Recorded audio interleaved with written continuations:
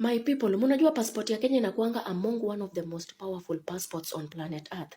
But hii design yenye Ruto ameanza kupea Malaysia the RSF group passport. Hii passport US ikiamua kusanction Kenya, ita lose value kabisa. Mimi nashangaa nini inasumbua Ruto. You know what Americans once said about Africans? That if you want to hide something from Africans, put it in a book. Guys, do you normally read books? Manze mpende kusoma vitabu, mpende kuona news, cause with news you will know a lot that is happening. Kama saa hii manze, hey, diplomacy storm, diplomacy tension is brewing between Kenya and USA. Munakumbuka story ya RSF commander ule mwenye alikuja State House, mwenye our president alimhost. RSF commander mwenyewe alikuwa anaitwa Mohammed Hamdan. Namkumbuka. So apparently in today's newspaper, the younger brother called Algoni Hamdan Musa ameshikwa wapi? USA. USA ika-impose sanctions against him for allegedly genocide. Nimetumia allegedly genocide, procuring firearms na weapons that are allegedly used for paramilitary training operation in South Sudan. Na kitu imenishangaza, huyu jamaa amepatikana na passport ya Kenya. Can you imagine? Passport ya Kenya. How did a warlord find a Kenyan passport? That is the real question that Kenyans needs to ask ourselves. Manze, kwani president anaamua kuuza identity yetu? Warlord manze, huyu brother yake mbigi Mohammed Hamdan ni commander wa RSF. Na nyote mnajua RSF manze, vitu wanafanya manze. But brother yake mdogo anapatikana na Kenyan passport. Yani gava yetu imeamua kuuza identity, our heritage, our passport, ID card na passport is our Kenyan identity. So, US say all eyes are on Kenya. Do so. Let's take you through what you'll be waking up to tomorrow in Kenya's bold newspaper, The Standard. The headline, as you can see on your screens, passports for crooks. It's all to do with the immigration rot. Kenya's passport was quietly repurposed into a shield for individuals linked to Sudan's brutal conflict. An investigation reveals how rogue immigration officials bypassed biometric safeguards, manipulated applications, and erased digital records to grant citizenship to persons associated with rapid support forces and other shadowy characters.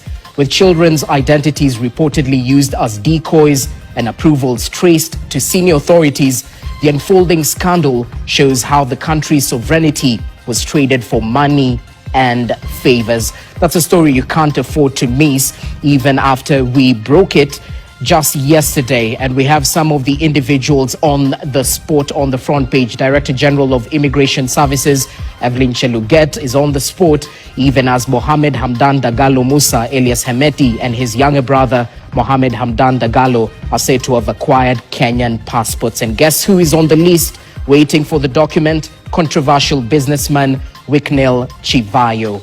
That story is boldly covered in tomorrow's edition of The Standard. Do make sure you grab yourself. Let us begin tonight with a leaked internal document from the Directorate of Immigration Services revealing a shocking trend by President William Ruto's administration to dish out Kenyan passports to foreign individuals for what can only be perceived as private and personal purposes. From a high-profile Zimbabwean entrepreneur to high-ranking figures from the Sudan rebel Rapid Support Forces, the list of questionable issuing of Kenyan passports is growing long. Political activist and presidential aspirant Boniface Mwangi blew the whistle today, posting on social media the alleged leaked document packed with a list of foreigners who are now Kenyan passport holders. Brenda Wanga reports. The list, allegedly sourced from the Immigration Department, shows a surge in both new and renewal passport applications for individuals whose ties to Kenya are at best a mystery and at worst a national security threat. Among the names processed in recent months are those belonging to the inner circles of foreign political factions currently embroiled in conflict in Sudan. Among those are Omar Bashir Mohamed Manis, a name identical to former high-ranking officials in the Sudanese government. Multiple entries for individuals sharing the surname of powerful Rapid Support Forces paramilitary leader in Sudan, Hamdan Dagalo, also better known as Hemedti, including Mayada Hamdan, Abdarrahman Hamdan, Zahra Hamdan, Zariwa Hamdan, and Musa Hamadan Musa. A separate document from the United States also shows that Algoni Hamdan Dagalo, a designated individual for his links to the Rapid Support Forces, holds a Kenyan passport. Boniface Mwangi, who blew the whistle on this passport scandal, says this is a stain on Kenya's identity. Our passports have been sold to warlords. Hemedi and RSF have been accused of crimes against humanity, murder and rape, and they are wanted, but they are traveling with a Kenyan document. So what actually happens as a Kenyan, when you travel with a Kenyan passport, and become suspicious because you don't know who is a legit Kenyan and a non-Kenyan who bought a passport. Also included on that list is controversial flamboyant Zimbabwean businessman and socialite Wicknell Munodani Chivayo, named at the center of massive graft probe in Zimbabwe. He is also a frequent visitor to Kenya, often seen posing for photos with the head of state. The issuance of Kenyan passports to people with suspect background goes beyond corruption, according to Mwangi. So the Kenyan document is very sacrosanct. It's like our identity.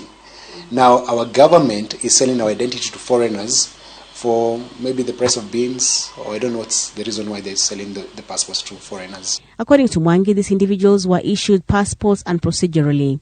To get a passport in Kenya, one must prove that they are citizens by birth by producing a national identity card and a birth certificate. For foreigners, one must have resided in Kenya for at least 7 years and must be proficient in Kiswahili or English. They also must have made a tangible contribution to the country's economy or society, and their application must be gazetted. Some of the persons on this list appear to have bypassed the 7-year residency requirement. Mwangi now wants those passports revoked and those responsible for this breach be held accountable. And number 3, the people who are involved in issuing the fake passports should be first fired, then investigated and taken to court. So heads must roll, but rolling is not being fired enough. People must go to jail for selling Kenyan sovereignty. Former Chief Justice, in a post on his official X handle, also condemns the issuance of the passports to the Sudan leader, calling for the immediate revocation of the same. He states that Kenyan citizenship should not be extended at the convenience of power, as it amounts to a state declaration that the bearer is one of us. Efforts to get a response from the Ministry of Interior on this matter did not yield results, as our inquiries went unanswered. Brenda Wanga, Citizen TV. And now reports that a senior figure in Sudan's Rapid Support Forces, Algoni Hamdan Dagalo Musa, secured a Kenyan passport that facilitated his international movements, have ignited heated debate across public spaces. DCP leader Rigathi Gachagua now claims that Algoni is not the only one. He alleges that more RSF commanders could be residing in Kenya, with some holding Kenyan passports. His claims come even as Kenyan immigration officials remain tight-lipped on how exactly Algoni, who is the younger brother of RSF commander Mohamed Hamdan Dagalo, alias Hemedi, and who is facing sanctions from the United States, obtained the Kenyan passport. It's not just the brother of Hemedi who has a Kenyan passport. It's many commanders of the rebel group and sympathizers of that group. They have Kenyan passports because their operations are in Kenya. And we are asking, much as this brother of Hemedi has been identified for sanctions by the US and other world bodies, I am of the opinion that the international community need actually to apply these sanctions to the real commanders of RSF, that is William Ruto, and senior officials of his government, because that's where the problem is. If we were not helping Hemedi and RSF to market their gold through Kenya to the to the Middle East, they will not be having the capacity to purchase arms and ammunition for continuing with the war in Sudan. Ati black chocolate ni fine melanin bana kutoka nikapate. Kanapenda kenye mi wanapenda, so kanapenda toto chupa na haga nono. Madam na kudai, umedunga mini na unapenda mangwai. Una dance fit, unawacha nikismile, ama niko high, jua lies, nice.